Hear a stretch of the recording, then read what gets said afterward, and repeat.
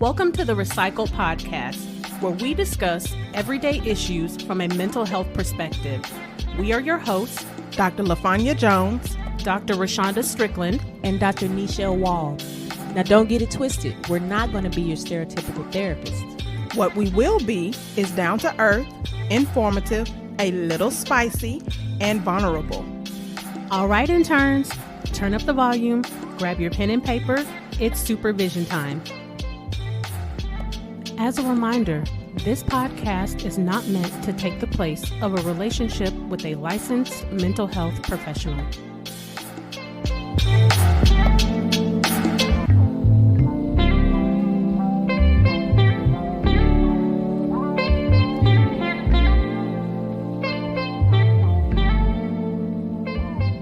Welcome back to Session 5. Is it just a job? Okay, interns, today we are going to talk about workplace trauma.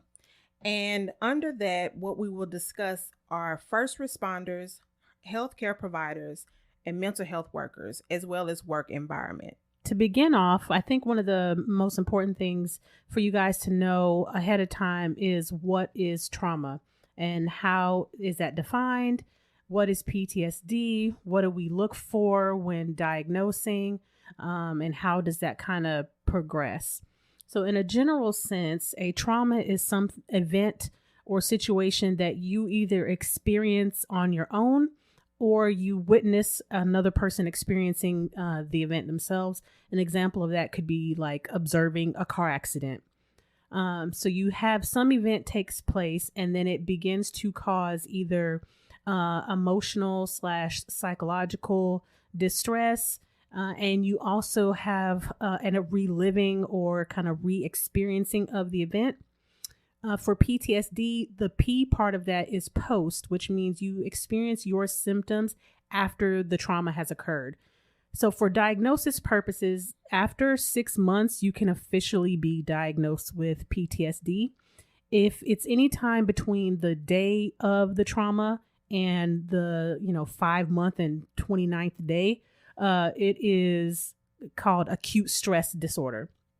The only difference really between acute stress and PTSD is the time factor. So at 6 months, you can, Dr. Jones and Dr. Wall and myself and other clinicians along those lines would be able to actually officially diagnose you with PTSD. And then there's a list of criteria that goes along with helping us kind of make that determination. Like I said earlier, there's a time consideration, reliving the trauma, which can be through actual recollections, nightmares, flashbacks. Yes. There's another one. I can't remember. I can't. And then there is an avoidance of the situation that can also be part of the criteria. So you may try to, if you've been in a car accident, for example, you may try to avoid driving or avoid getting on the highway because the accident happened on the highway. And once you start trying to get there, you start feeling, the symptoms of anxiety, which could be a variety of things: heart palpitations, sweating, trembling, an impending sense of doom, all kinds of different feelings. So that's kind of trauma / PTSD in a nutshell. Again, that can take a variety of forms. But today, specifically, we're talking about trauma in the workplace or from the workplace. And so many of you, when you think about trauma, you may connect it to war or sexual assault or some sort of natural disaster. And those are considered areas where you can be diagnosed with PTSD, but those are not the only areas. And some of you may not have ever heard of workplace trauma or even knew that it exists, but 70% of people are exposed to workplace trauma. Yeah, absolutely. So we're going to start off with first responders, which includes a variety of different types of employment. What you said, police, firefighters, ambulance, paramedics, EMTs, paramedics, EMTs, and anybody that arrives on a scene first. I would say coroners. Yeah. Or CSI type people. Yeah. Okay. So one of the things for individuals that are in those categories, they are exposed heavily to lots of violence, death. Yeah. And especially for first responders, specifically police officers, I'll start with them. So if they are on a scene where they have to shoot and there's gunpowder, that becomes that can become a trigger for them. Smelling the gunpowder, because the gunpowder doesn't easily get out of your nose. It doesn't easily get off your hands or, things of that nature. And so sometimes what happens is that can begin to be a trigger for them. Conditions the mind. Yes. Mm-hmm. Yeah. I forgot one when we were listing them, and I don't know why, because I used to be this person. That also includes CPS workers and things of that nature, because typically they are some of the first people that arrive in child abuse situations. That's or true. APS, anybody that is in that type of category as well. Yeah, absolutely. And I think something that you said was really unique was about gunpowder and, how it creates a trigger response because your brain has become conditioned to respond to that. And I think that's a testament to how our physical environment is such we're so tied to all of the things around us, and we're very enmeshed with what we experience. That scent is actually one of the biggest triggers for memory. Yes. You can be walking and all of a sudden smell this cologne that you haven't smelled in 10 years, and it'll immediately just kind of take you back in time. So just imagining somebody that experiences on a pretty much daily basis being faced with, being chased or having to chase someone, which is an adrenaline response. So then your body gets used to all of this extra adrenaline that's pumping through, having to either shoot at or be shot at, or going on a scene where there's a dead body. Yeah, that's another sensory, where you smell, and of course that you see. Yeah. It goes back to what we were talking about in our stress episode. Your body is being conditioned by all of these things. And if you aren't having the proper debriefing of yourself, it's going to make you, your normal is going to elevate to a different level, and it's no longer going to be a good normal. You're going to be living in your stress response instead of living at your normal resting place. That's why we've found it so important and I'll just continue with police officers.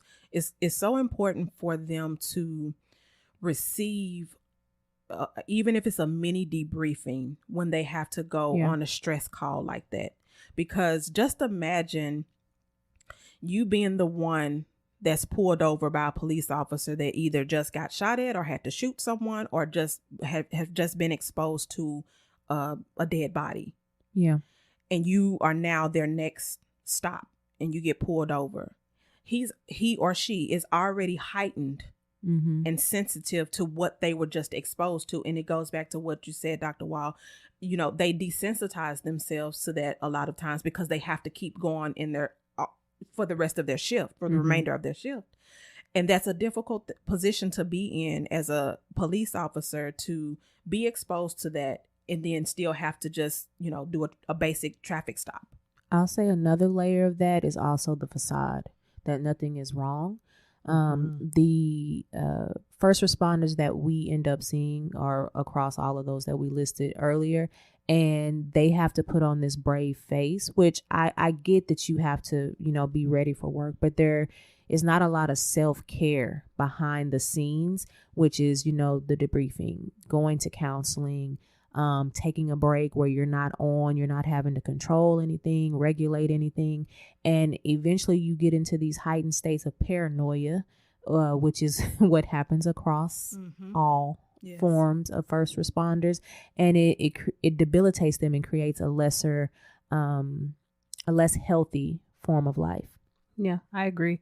Another piece of that is, we talked about this briefly kind of throughout all of the previous sessions, is just so most police officers are going to be male. Yeah. And what we teach young boys that grow into men about emotional processing and what power looks like Yeah. So toxic. Very, so then we continue to breed that what you're talking about. Mhm. When you get into this job that you be okay. You kind of swallow whatever it is that's going on and don't deal with it, which is why a lot of specifically police officers, but I would venture to say a lot of first responders end up having drinking problems. And they don't seek help. Yeah. And domestic violence. Yes. In the home.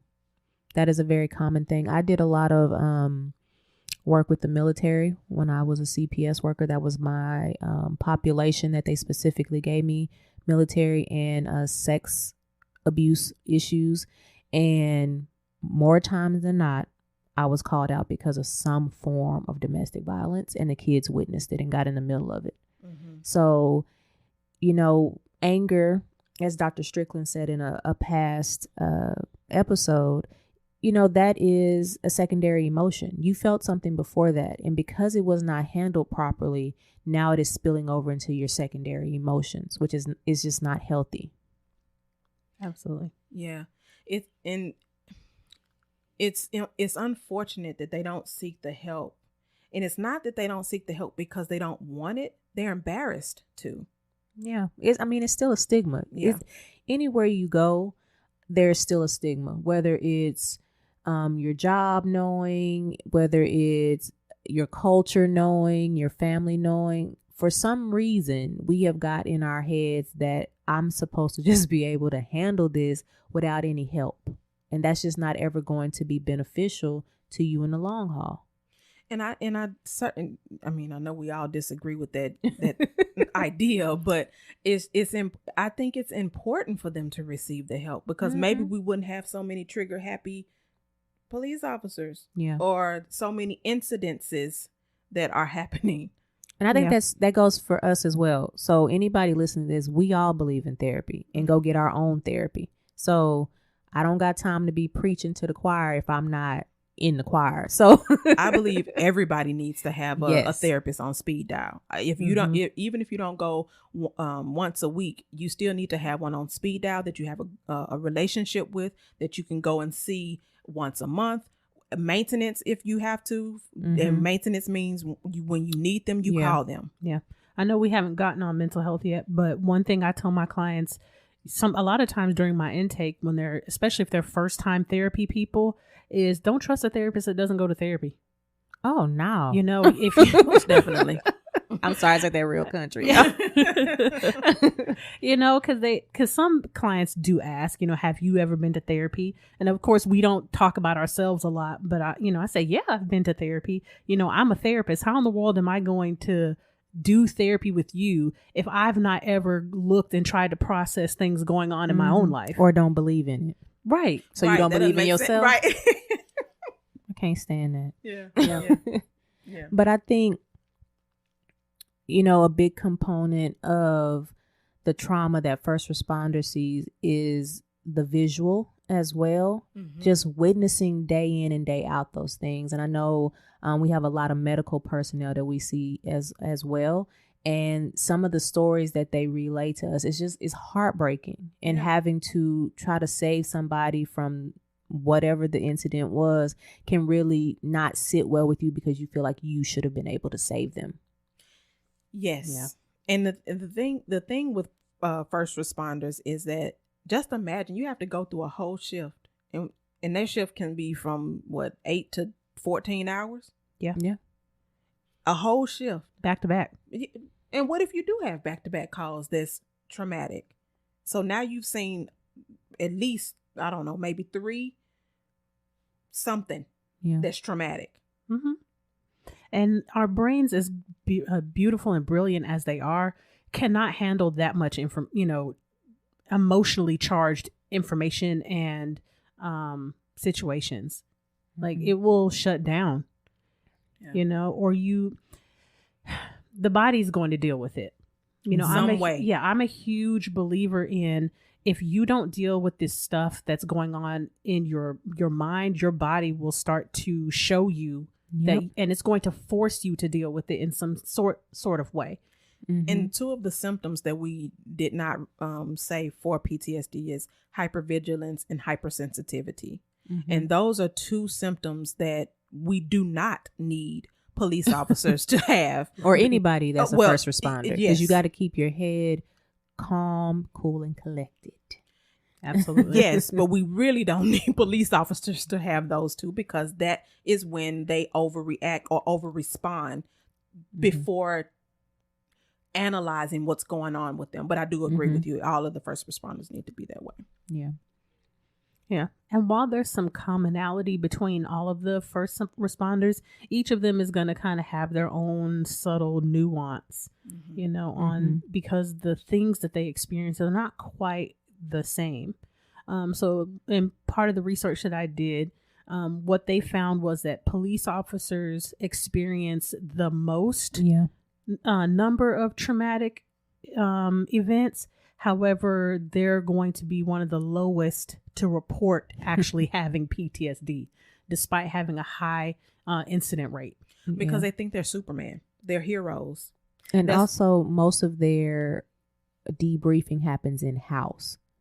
You know what I mean? Does it? Yeah. Well, when I say debriefing, I mean they're not going outside of who is approved by their precinct.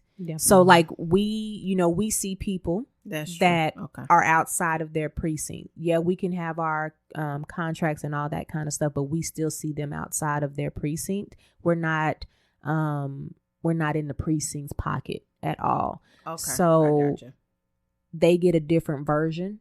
Our job here, I'm gonna tell you, if you're not right, I'm telling you. Yeah. It's not you getting back to work. It's not any of that. Yeah. I'm seeing that you over here falling apart. You are not fit for duty. And I'm gonna tell you that. And I dare you to tell me something else.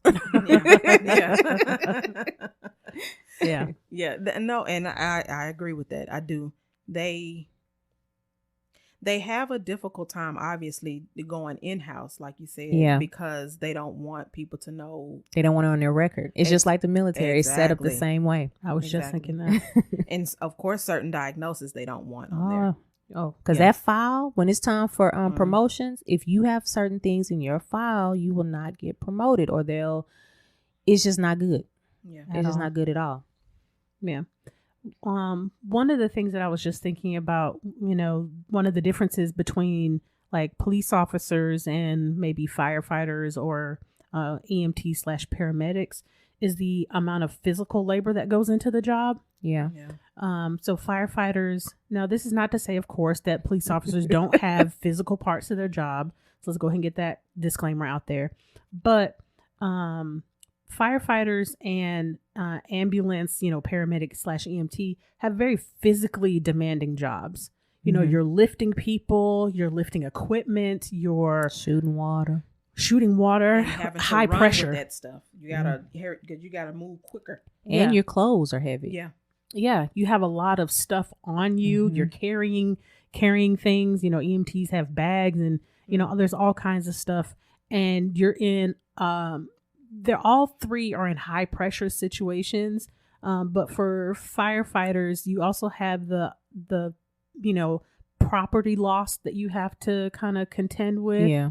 And keeping, not only is this particular thing in front of me on fire, but I got to work on trying to prevent this set from catching, and then this thing over here from catching. And then, okay, are there people in there that we need to rescue, or animals that we need to rescue? Minimizing the damage. Right. So there's a lot of different kind of moving parts. And then I'm thinking for, I'm just going to say ambulance workers. So that will encompass all of them, that they also have to deal with us. So when I say us, the lay person, yes, while they're trying to do their job, we're standing around looking and just kind of hold his head back. Like we know what we're talking about. Pump his chest a little bit harder. Like, oh my God, what's taking you guys so long? And then when they get in the truck, oh gosh, because there's been plenty of times, and I'm so sorry to whomever was coming down the lane, but sometimes you literally don't hear them until they're right up on you. Yeah. And then you're like, oh my God, let me hurry up and get him out of the way. And see, I'm the opposite. think I hear ambulance and fire trucks all the time. And I'd be like looking in my rear. Okay, I'm Oh, tripping. don't let it be in a song. Yes. Really. I was like, who did this to us?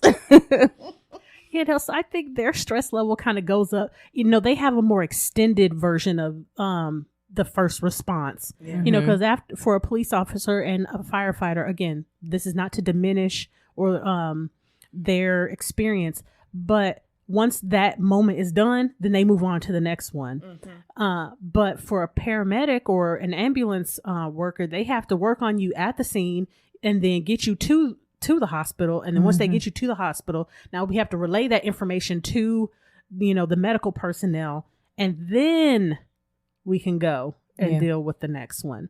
But this whole time they're working on you, trying to make sure you're okay. And they're trying to maneuver through traffic with a bunch of people that aren't really paying attention and are more focused on what they want to do and where they want to go. Cause I was trying to turn left and now you're trying to make me get out the way and now I can't go left. Yeah. Yeah. And now I'm mad, even though I know you saving that person's life in there, but I wanted to go left. You having a flashback? Yeah. It looks like, yeah, if y'all see her face, she looks like she is. Well, Yeah. I think that's a good segue to go into the healthcare and the mental health trauma area. You know, one of my favorite shows is Grey's Anatomy. And obviously I know it's a TV show, but you know, you get to see the hustle and bustle that they have, that they have to be involved in order to, I guess, attempt to save someone's life. And I can just imagine if a real ER is like that, you know, and someone passes away and then they got to go to the next one and try to save their life, but then they survive, but then they go to the next one and they pass away. And it's like, oh my God, how do you keep that together? Because like, just with nurses alone, they work 12 and 12 and 12 and 12 and 12. Yep. And, you know, and Yeah. and especially now, you know, I always bring COVID up, especially now with COVID, you know, and people just seem like they just passing away. Yeah, I know I have an individual that I'm seeing currently who is in New York, and she's one of the nurses there, and what she was experiencing was just horrible. She was, you know, trying to combat what she was feeling for these people and then going hard for them, and then she has to argue what she believes is best because her specialty was in ICU, so essentially what she's doing on the COVID unit. It's amazing how many different types of trauma she was experiencing in one given shift. Wow. Not eating, not having the right equipment, like it's a lot. Yeah, I'm working with a client that I actually just saw yesterday, who has decided to leave their job, and they are a paramedic. However, they are working in an urgent care facility because paramedics can actually do more than I thought they could do. But they are working in an urgent care facility and have decided to return to an old job where it's still medically based, but it's more slower pace, and their benefits would be more long-term COVID because they will be doing plasma and getting antibodies and stuff. Yeah. And one of the things that we were processing yesterday, because this person was really upset about leaving this job because they felt like they were giving up and that they were not holding true to their values and helping people. And this person, I know we talk about the idea of strong, but this individual, it tends to be pretty resilient. And it was really heartbreaking to see them so emotional about, I should be working in this capacity. And one of the things we really had to process was you're still working in that capacity, just in a different way. Like you are still potentially helping COVID patients, but you're helping the long-term version versus the detection version. That is very true for a lot of first responders, healthcare workers. The rate for suicide for police officers is after they retire, because they no longer have that Superman shield on anymore. I have to be honest. I've done this for years. I don't know what I'm going to do. I mean, granted, I'm going to go sit down. I mean, by that time I've been ventured out to different businesses, but still, like, Yeah. for me not to be a therapist anymore, like, But you'll always have that though. yeah. That we are at least are in a field where as long as our minds and our mouths work, we're good. Yeah. You know what I mean? That's the one thing you have to determine if you can handle the same type of population or whatever, because you know yours is a little rough sometimes. So you may be like, nah, I ain't gonna see y'all anymore, but you know you still will have the benefit of doing that. Yeah. I'm just thinking out loud. Yeah. I know I got my girls to talk me through it. Oh, of course. And we in the same boat. Yes. Exactly. But I agree, you know, that one of the things that we talk about with clients is not having your identity be wrapped up in your job. Yes. Because at some point you may want to do something different. That job may end. It may get outsourced. It may get sold. Burnout. And your job is not you. It's just a portion of what makes you who you are. Yeah. Because that irritates me. And this is something that I think we go through because doctoral level, that's like the epitome of everything or whatever. And I'm like, I just went to school for a long time in one specific area. It's not to negate that I earned my degree, Right. degrees, but I know one specific thing. Don't ask me nothing about like rocket science because I'm gonna be like, I don't know. They get in the rocket and they go. That's one of the things that irks me too. If you don't know how to make water, you a doctor, you should know how to make water. No, my degree is in psychology. Yeah. I did not get a degree in water making 101. In H2O. Yeah. But I agree with all of that, you know, and I think our experiences are a little bit different as mental health workers because we experience what's called secondary trauma. Yeah. So while we did not visualize or experience the event ourselves, but just from the sheer amount of stories that we hear and all of the very, you know, personal and difficult things that happen to people, over time, we start to be traumatized ourselves.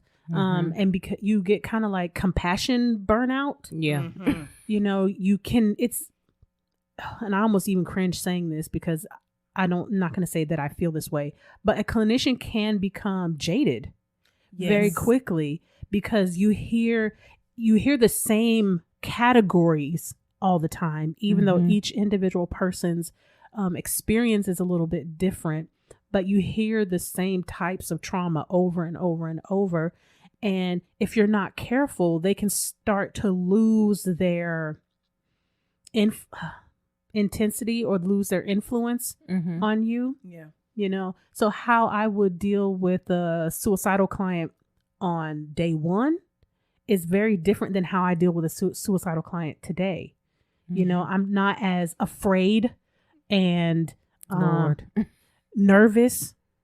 And you understand the differences between Fleeting thoughts and actual morbid thoughts versus I have a plan. Like you grow and develop, but you also have to realize that growth and development can be towards the negative as well. If you're not careful. Yeah. We were talking about this group that we're all in. We're not going to mention the name.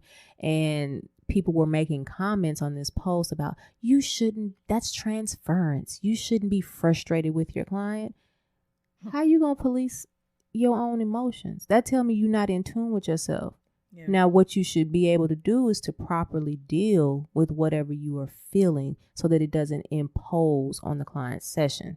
Right. Which is, I believe, our first session, we started talking about how we use each other to do consultation to help us to process through those things. Because between the three of us, we will see maybe 7 to 9 clients a day. Just gonna say 8. Okay. 8 to 9. That's our average. We see 8 to 9 clients a day. And so we need that consultation because we see so many people every day.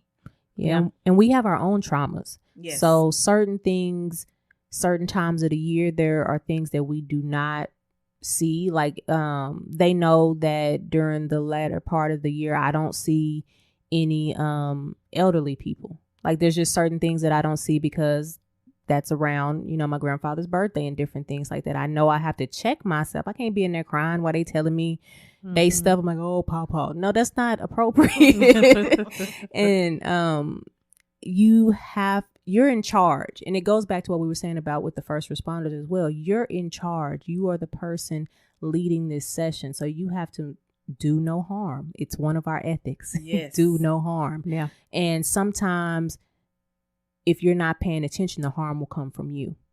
Yes. And you have to check yourself across all biases that you have, all things that they're saying.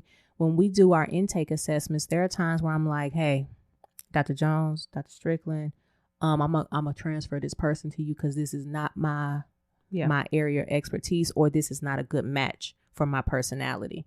And that's the good thing about being in private practice, because you get to choose who is a good fit for you and help them to get to where they need to be. Yes. If you work at a facility, you have to take whoever they give you. True. I'm not even going to comment on that. We're going to say that for work environment. I mean, that's kind of what we're talking about a little Yeah, bit. we headed there. But, being a therapist, counselor, psychologist, I mean, in my mind, I know they all have their own definitions, but we all do the same thing. Mm-hmm. Everyone, social work, we the same. Everyone's going to want to carve out their little piece and, really say that they're different. But at the end of the day, we have the same goal, which is helping our clients achieve their goal. So whatever the title is, personally, to me, it doesn't matter. Now, of course, like I said, everybody's going to have their own idea on that. So all in all, mental health workers and healthcare providers, make sure you are doing what you need to do to be in healthy spirits, self-care, and be present with your client or patient, whichever one you decide to use. Be present with them. Healthcare providers, I understand, especially now, it's going to be difficult for you to seemingly get away from the hospitals, the clinics, and things like that. So you may need to find a therapist that you can do remote therapy with, because right now it is desperately needed for you all to be able to vent some of this stuff out, because it's going to come out, like Dr. Strickland said earlier. It's going to expose itself some kind of way. Implode or explode. That's her favorite. And I don't like either one of them. I'm like, no, work on your stuff, get it together. Yeah. Man, it's so hard. Yeah, it is. I think a lot of people think, and just talking about mental health, that our job is easy. I've heard some individuals, kind of say, well, all you do is sit and talk to people all day. And it's like, do you realize how much emotional energy that is expended being a therapist, that you're on all the time? That you have to be emotionally compassionate. Yeah. You have to be emotionally available, and you have to be able to help just kind of not direct the client, overtly, but you have to be able to guide them in a way that doesn't derail the session. You have to be supportive. You have to be, you have to be on, and you can't be tired. You can't be frustrated. You have to be, like you said, present at all moments. And that's a lot to do for an 8-hour day. And then you go home and then you still have to be on, because you still have people in your life. Yeah. I think people who are emotionally unintelligent say those things, because if you were really in tune with your emotions, you know how difficult it is to deal with them sometimes, and how difficult it would be to deal with other people's emotions and mental health. It's not something to play with. Suicide is an all-time high at the moment because of what's going on across the world. So, the mind is fragile. It's like you were saying earlier, it's a beautiful, wonderful thing, but it's still a fragile thing if we don't take care of it. And so we can't keep thinking that we can be exposed to these things and and experience these things and it not come up. and not take care of ourselves. Right. Yeah. Even superheroes had to go sit down somewhere. Okay. Yes. Superman had Clark Kent. Baby, when I say you took it right out Black of my Panther, like if you think about Yes. like some Yeah. of our favorite people, we didn't had a movie moment Yeah. again. But if you think about some of our favorite superheroes, there is that juxtaposition between them being almighty savior and them being human Yes. and something affecting them. And so you have to balance that out. You can be a superhero with some boundaries, but you also got to go sit down sometimes. Yes. Yes. And luckily, Dr. Strickland and Dr. Jones, we carpool together. In the morning and night, we come from to and fro together. And so we have that opportunity to debrief. And of course, Dr. Wall knows she can always call us and talk to us as well. So if all three of us need to talk while we're driving. I'm in the house, y'all. I'm immunocompromised, so I'll be in the house. Yes, because otherwise she typically gets here a little earlier and we can all have a little chit chat before we get our day started. But we have those opportunities. We make those opportunities to expose, what we may be stressed out about, from the day or the night or, what's going on. And we definitely communicate what's going on in our lives with each other so we can make sure that everybody's okay. We may be the first ears that hear what's going on. So we need you to say it, get it out, cry, vent, do whatever you need to do. Because at 9:00, when it's time for us to see our first client, we got to be on. I think there's something great about being a therapist and having friends that are therapists. Yes. Free non-therapy. Yeah. Now, while I still stand by my previous statement that you still need to go make to an therapy. appointment, pay for it. Yeah. But I do think there is a unique benefit that you have when you're actually friends with people in the field and not just coworkers with people in the field. Yes, because our significant others will call the other, be like, Dr. Jones, can you come over here with your friend? Or Dr. Strickland, can you come? I don't know. It's just them. I don't know. Nobody want to wife me. So, just don't say that. Don't do that. We are not claiming that. No, we are not.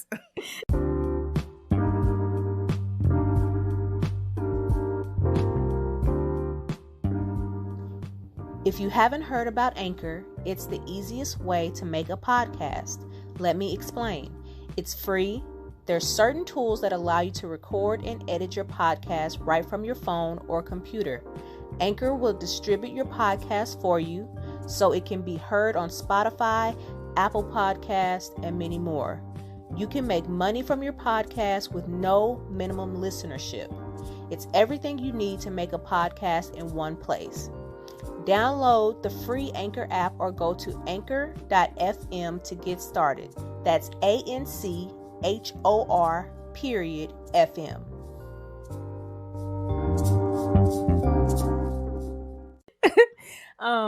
But that's a good segue into the last little category, which is the workplace environment. And this is the main reason why we decided to do this session, is because all of us have had some type of workplace trauma, but I know specifically Dr. Strickland and myself, Dr. Wall, we had workplace trauma at the same place. Yeah. So if you maybe remember slightly from the trailer episode, that we used to work at the same place about 4 or 5 years ago. It's been a little while, and you hear that breathing? That's anxiety. Because I want to be honest and I want to be authentic, without revealing too much about the place that we used to work. But just to kind of keep it as a general, the CEO of this particular company was very chaotic and erratic and demanding and inconsistent, which trickled down from myself and the other people that were in leadership roles at the company down to all of the employees. And it could be felt all the time. There was never a sense of steadiness or freedom at this place. And I'm not generally a very emotional person, and when I say emotional, I mean outwardly displaying of emotion. She's not emotionally expressive. Yeah, like I'm not a big crier, which is more specifically what I mean. However, this particular job put me in some very compromising positions, in particular with Dr. Wall. But I liked her, so I was like, okay. You know, and without revealing too much of her business, but there were some things that were promised to her, and then myself and a really good friend of mine that I shouted out previously, we would have to go back and renege on those promises, and then we would have to go back and take back those promises. And there was this huge flip-flop that would happen with like Dr. Wall and all of the clinicians that worked there. And then on top of that, well, I cannot say this specifically, but I'm not sure if there was something that the person in charge had a problem with me specifically. I don't know why, because I'm so lovable.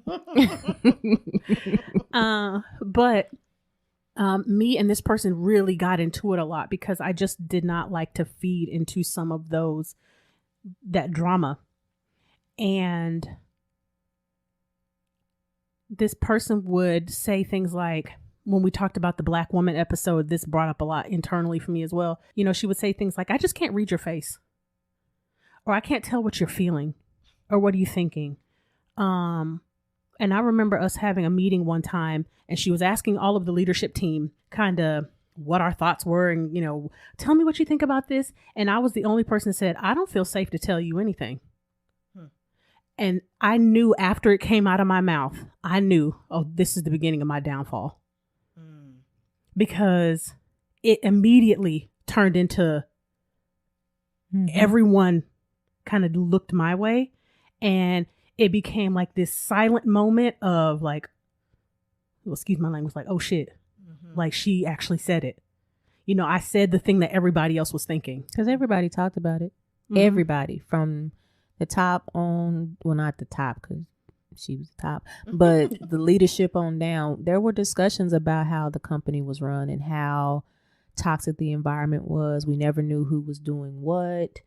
Like Dr. Strickland said, I think I had a total of 6 or 7 contracts.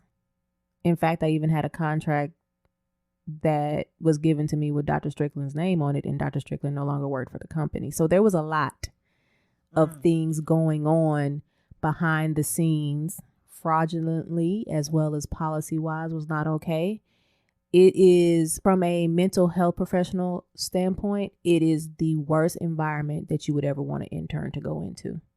And she hired interns a lot. Yeah. So they're not getting supervised properly. We're not getting, I'm just going to be honest, we're not getting paid what we're supposed to be getting paid. People's names are being used and forged and all other kind of stuff. It was toxic. It was probably the most toxic place. I remember shortly after Dr. Strickland wasn't there anymore, I was like, I don't think I want to be here anymore. And when I said that, I meant like on the planet. Like, oh wow, really? Yeah. And Latoya was like, let's go have a talk, because it was that stressful. Yeah. And I take my job so seriously. And to come into a place where, like Dr. Strickland said, it's always change happening. Like policy changed sometimes daily. Hourly. Like daily. Changed hourly. And you're having to deal with that. You're having to deal with your schedule changing every 5 seconds, or what your role is, because I was originally hired to be an outpatient clinician. That changed to I'm doing outpatient. I'm leading adolescent groups. I'm leading adult groups. driving people. I don't know when I got a license to be driving the kids places. Like, it was just so much going on. And listeners, y'all don't know this, but I had just left CPS at that point. And if y'all know anything about CPS, it's a lot like what I'm describing.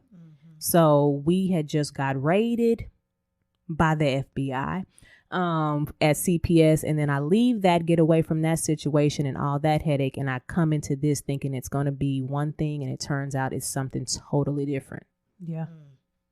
And I was like, I cannot do this anymore. And luckily, Dr. Strickland and Dr. Jones was like, we're opening a private practice. And they told me that back in, I would say, maybe December? Yeah. November, December. Yeah. I put my notice in then. I typed it. And I only sent it to the director who then left the next week. So it was invalid. But I sent it because I also hadn't signed my last contract. And then on my final day, because everybody knew it was my final day, but the person that owned the company, I just sent my final notice and said why I was leaving and this and this and this and this, and chunked the dues. It's so much that went on. It was times where I was like defending Dr. Strickland after she had left, because I wasn't playing it. I'm like, you're not going to talk about none of the leadership after you've done what you've done. Yeah. You know, it was horrible. Yeah. And we know we're going to get to you, Dr. No. Jones. Hey, we ain't forgot about no, you. I understand. Hey, But- I didn't know some of the stuff that Dr. Wild just exposed. So I'm like, oh, okay. It's so funny because even now, this many years later, like just talking about PTSD, like rehashing all of that again, it kind of brings up, like, it makes my heart beat really fast. Yeah. Just knowing like, oh my God, like that's what I was experiencing. You know, like, oh my goodness, just feeling defeated all of the time, you know, being told that people don't like you. And then, but the same people that they're saying don't like you are coming to confide in you about the person that's saying that they don't like you. I mean, it's a really... And I'm one of the people she talking about. Yeah. FYI. And I'm like, nah, we're not supposed to do this black on black girl situation. I mean, it really was a mind trip being in that place and not... I remember the day that I left, and that night, I probably had one of the best nights of sleep I had in probably 2 years. And I was so sad. I had to go shed some tears. I was like, she left me. Because you don't understand, like, by the time Dr. Strickland left, it was not a lot of the original people. Well, the second batch of original people. She's the first batch of original people. So there really wasn't anybody. It was a completely new staff to the point where I was in charge of stuff. And I was like, why? I don't want to be like at all. Yeah. So it was rough. I hated it. Yeah. And it was really this super freeing feeling being gone from there. Amen. You know? And it was like, I wasn't even scared. Like, I don't have a job. Me either. Even though I had one, but you know. It wasn't, I wasn't even scared. And like Dr. Wall said, thank God, Buddha, Yahweh, everybody, Allah, Abraham, all of them. Thank Father that Dr. Jones had persistently asked me about starting a private practice, because I originally told her no, that I was not interested. I was going to stay where I was and try to figure it out and work it out. And then within loyalty to a fault. Yeah. And then within 2 months, it was already disintegrating, but it wasn't long after I was saying in that meeting that I had where I was like, I don't feel safe here at all. It was not long after that. It was like, okay, yeah. Like, yeah, you want to start private? Okay, let's do it. I'm ready. And y'all, it's not just us. I know we probably sound like we're complaining, but out of the people who have worked here at Balance Beacon, only 2 or 3 did not come from that place. Yes. And all had issues in every level of the company. It wasn't just clinicians. It wasn't just leadership. It wasn't just front of the house, back of the house. Like, it was every part and shiesty stuff, even to the point of when I started here as a contract worker, and because I had been fully credentialed or whatever there, I was the main person working here.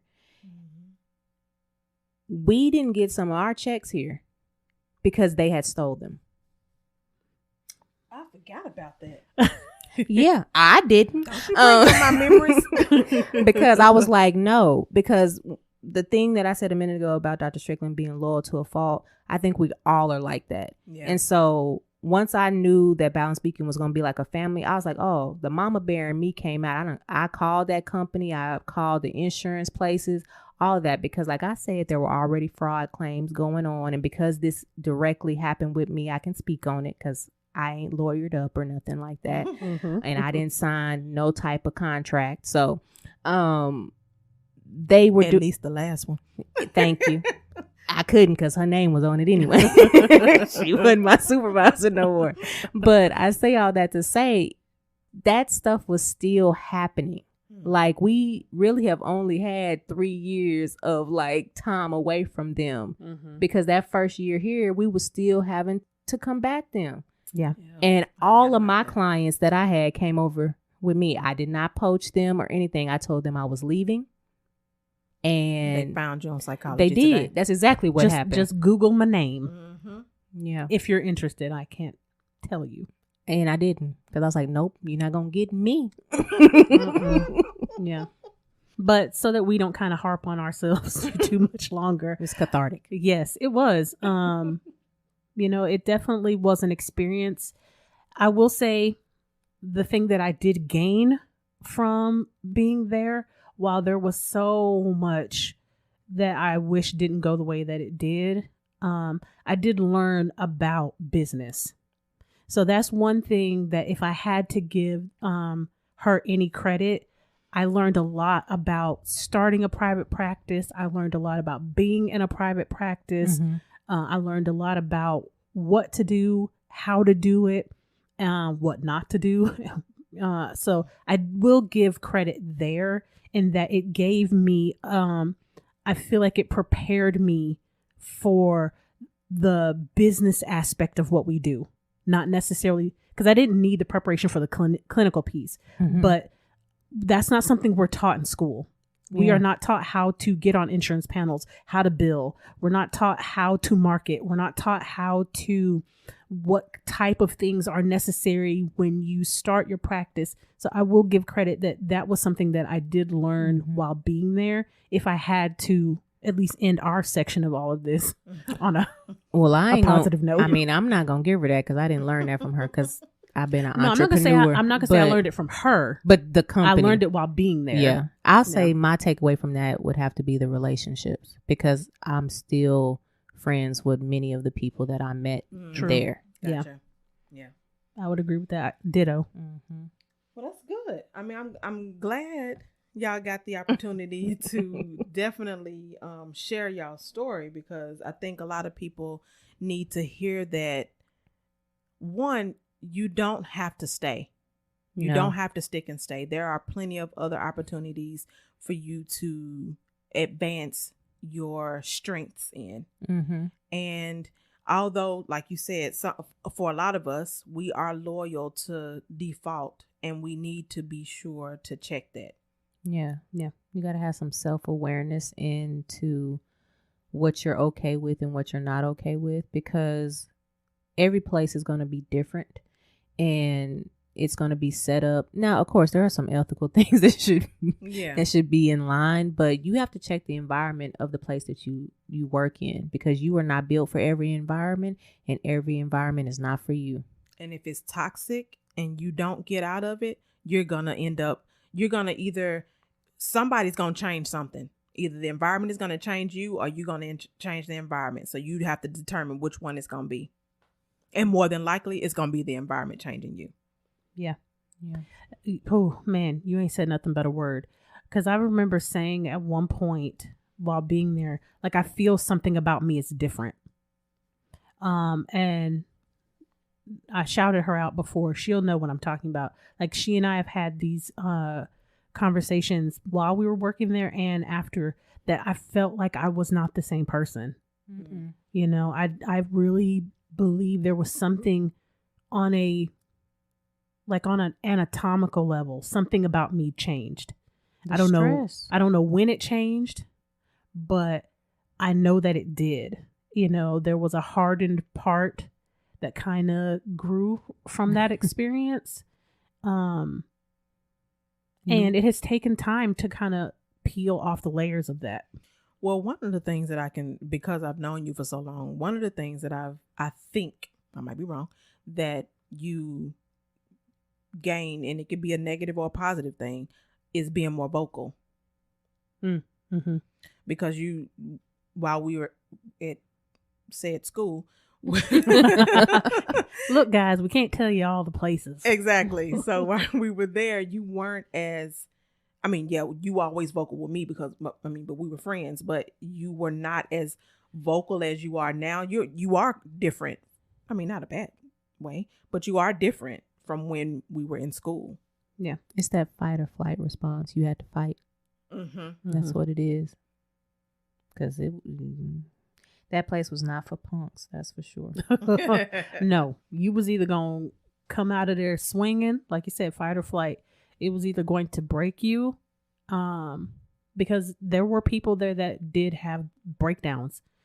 I remember a therapist that literally, I mean, she probably needed to go to the hospital. Yeah. I mean, like, really break down. Oh, wow. Or you were going to be a fighter and it was going to come back at you tenfold. So, you know, I know we kind of went on about our experience at this particular place for Dr. Wall and myself, but we definitely don't want to leave out Dr. Jones and her experience at her place. If you know, kind of what your experience with trauma, workplace trauma has been, you know, if you want to kind of give us a... So I'll just give you a brief one, because mine is definitely not as long and intense as your guys were. So my experience was, I can't really say if it was race related or not, but I definitely felt like it was. I was one of 3 African Americans at this place. And out of all of the clinicians, and I'm not trying to boast or anything like that, but out of all of the clinicians in this location, I had the highest degree.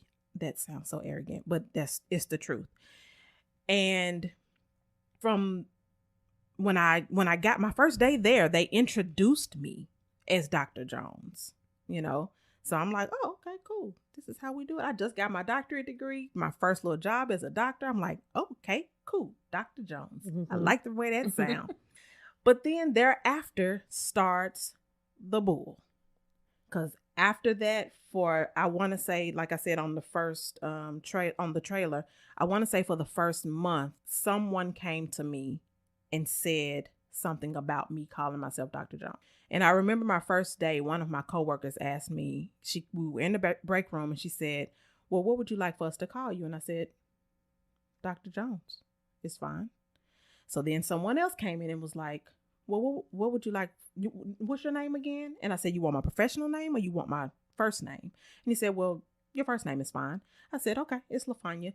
And so the previous person was like, but she wants us to call her Dr. Jones. Oh. So everybody who know me know I have a sharp tongue. Yes. So then I proceeded to say to her, yes. And it sounds like you're going to have a problem with that. But I don't care. Mm-hmm. You don't tell me what you going to call me. I tell you what you going to call me. So then after that conversation, my supervisor comes to talk to me. Now, this is my first day. I ain't even got past my 8-hour shift. You still doing the W-4. You still onboarding. Yes. You still trying to put your direct deposit down. Exactly. He comes to my office and said, you're going to have, no, he called me to his office. He said, you're going to have a issue with your coworkers calling you Dr. Jones. I said, that's not my problem. I don't know why. Right. Yeah. I don't know why crazy. either. I said, that's not my problem. I don't care about that. So he was like, okay. He said, I'm just letting you know. Okay. I'm just letting you know. Yeah. We goes on every day. One of my supervisors or the team lead came to me talking. It was so bad that they told the nurses that they could not call me Dr. Jones. Could not. Not don't. Could not call me Dr. Jones. Wow. And so I told my That's so supervisor. disrespectful. It is. And so I told my supervisor, I think the last day he came and talked to me about it. I can't even remember what he said about it. And I told him, I feel like I'm being bullied. I have never been bullied before, and I'm not getting ready to start now. If y'all have a problem with my name being Dr. Jones, then you need to take that up with God, because God changed my name when I graduated with my doctorate degree. So go pray. You had the whole what is called is mobbing. So it's like when one person starts soliciting other people to start doing that to one person, like, and then you have the puppet master, which is literally the supervisor, because they are the person in power. Like, that's a hot mess. And so that was I think because I brought up bullying, that was the last day they talked to me about it. So then they just stopped. They just didn't call me Dr. Jones. But I didn't care. I called but what happened was it made me uncomfortable calling myself Dr. Jones. Like when we would have our staff meetings and we would have somebody new or somebody that we had to go around the room and introduce ourselves to. I said it, but I didn't say it with confidence. So it made me uncomfortable. And of course, y'all know I have good boundaries, and I don't care. I don't give two stuff about about what people think about me. However, because I was thinking, like, am I in the wrong? Like, is this not what happened when you become a doctor? You don't get called Dr. such and such. Like, I'm like, okay, maybe I got the wrong concept of this. Yeah. So basically that was my experience. So everybody knew I was unhappy. And so when I got the opportunity to leave and go to a different state, even just to help, the human resources director, she was like, I'm going to bring up this opportunity for somebody who can go to this different place in a different state for about a month to help out and blah, blah, blah. I raised my hand so quick. I said, get me out of here. When she took me to the side and was like, she said, I brought it up because I knew you was going to want to go. And so then I had the opportunity to go out there, and they didn't have a problem with it. The thing is, I would not have made it a big deal if they didn't make it a big deal. You didn't know it was a big deal. Right. So when I went to Arizona, they didn't make it a big deal. In front of the clients, they called me Dr. Jones. In private, it was LaFanya. And I was fine with that. No big deal. Yeah. So when I got the opportunity to move, I moved. Girl, if I could have went with a backpack, I was gone. You was like the cartoons when their legs be moving, but they haven't quite ran off yet. Exactly. I was out of there. The thing is about this particular job is I never thought that this would have been a population that I wanted to work with, because I always said I didn't. But I end up enjoying this population. And when I went to the other state and got the experience there, that's how I got involved with working with the families. And so I was like, oh, I love this too. So mind you, the coworkers that I had that didn't care, they called me Dr. Jones, whatever. They didn't care. They taught me a lot, because this was a population that I didn't have any experience with. They taught me a lot, and I learned a lot from those individuals. So I can't say that I didn't learn anything. It was just stressful in the beginning. Yeah. And it was to the point, one of my coworkers, she came to me and she said, when I first met you and, they introduced you as Dr. Jones, she was like, well, why do we have to call her Dr. Jones? And she said, but you know what? The thing is, as I started thinking about it, she said, because she went to school to get a doctorate degree. Why wouldn't you call her doctor? Yeah. So she admitted to me, which I respected her for that, because honestly, I didn't even know she was one of the ones that had an issue with it. Interesting. I don't have time. Yeah. Wow. I think something that's important for us to look at is that even though we've shared our experiences, also we want to give some generalizations maybe of types of behavior to look out for workplace abuse. They typically come in two forms, which is overt or covert. Some of the overt are going to be, if you have one of those irate bosses that's slamming things, throwing stuff, because I have seen this, I'm not going to lie, even in the mental health field. I have too. Being rude, how they talk to you, disrespectful in front of, your peers and things of that nature. Some of the covert is going to be like the mood switch, the Dr. Jekyll, Mr. Hyde that you see. Like they're one way in front of everybody, and then they're a totally different person once they're behind closed doors. Like they flip all the time. They'll sabotage you, ignore you. The one that I hate is micromanagement.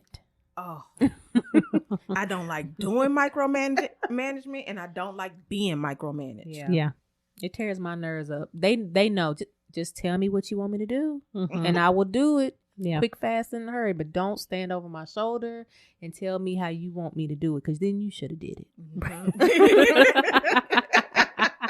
I have never thought of it that way. Yeah, that's like I like that. But man, I've experienced all of those. Yes. In particular at that last place. Yes. And then even at the next place, a contract that I had on the side at one place. Oh my gosh. The supervisor, I guess, or director, I don't know what you would call this person. He was a micromanager as well. And like a paranoid one on top of that. Yeah. It's so funny. You think working in mental health that we be a little bit healthier. We would be healthier. Actually, but from my research, we're number one for workplace abuse. Yeah. Oh, wow. In the environment and towards one another laterally.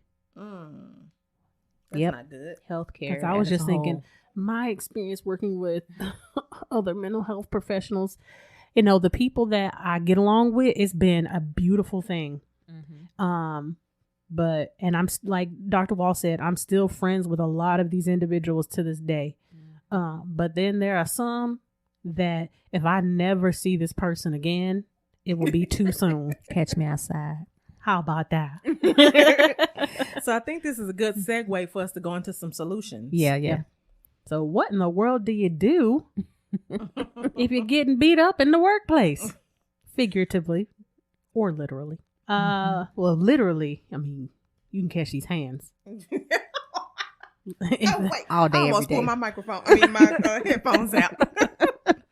But we're not going to talk about that. So some things that you can kind of, what you can do as far as working through workplace trauma. First and foremost, to know what your rights are. Yes. You have the ability to file an EEOC complaint. If you feel like you're being discriminated based off any of the protected classes, which includes race, sexual orientation, gender, age, ability. It's more. I can't think of them right now. Yeah. Nationality and ethnicity, I believe, is also in there.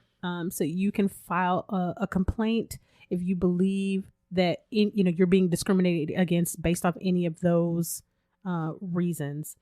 Also know what your rights are as far as sexual harassment is concerned, because that is a form of workplace trauma. We didn't really hit on that because that can be its own separate topic. However, if know what the laws are for your state based off sexual harassment. Yes. And then on a more micro level, you can also try to, instill different workplace dynamics that can be done through morale boosting activities, meetings, trying to get some of the procedures and policies changed at your workplace. Those are some more micro level or smaller level things that you can do, especially if you do have good rapport with at least someone that's in a level that has the ability to change things. Yeah. Or if you're able to, amass a certain number of individuals, like you were saying with mob mentality, if you have enough people that are trying to get for the same thing, then you can just the sheer number and volume of you can, elicit change. And just remember that, your workplace they're not in charge of whether or not workplace trauma happens, but what you can do is make sure you're verbal. If you feel like you're experiencing it, because it may not always come from a superior. If you're experiencing it, then make sure you're verbal. Talk to the people that are the person who you feel like it's happening with.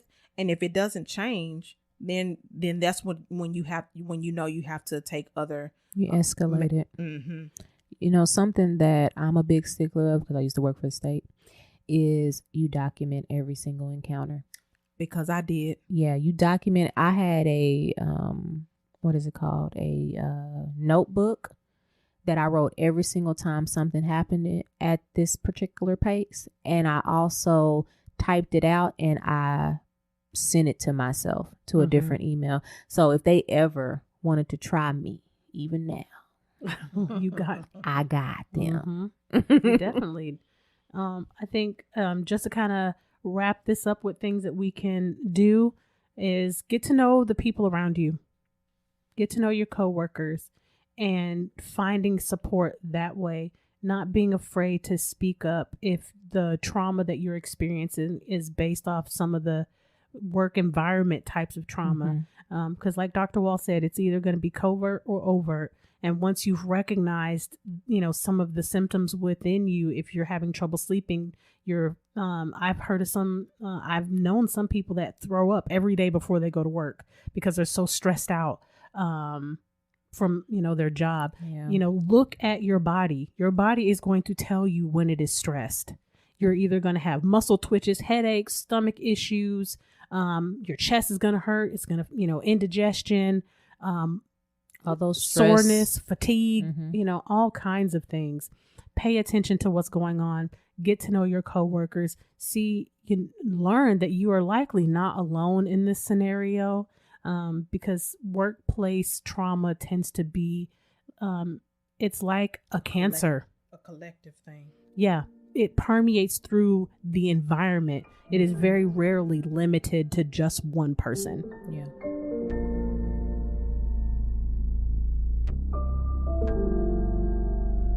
Must be this volume control. So, okay, interns, process your notes. Be sure to catch us next session and find us on all major platforms at The Recycled Podcast. If you're a new intern, be sure to like, comment, subscribe, and share. Thanks for listening. And remember, we are shifting and reshaping our psyche through healing conversations and connections, one discussion at a time.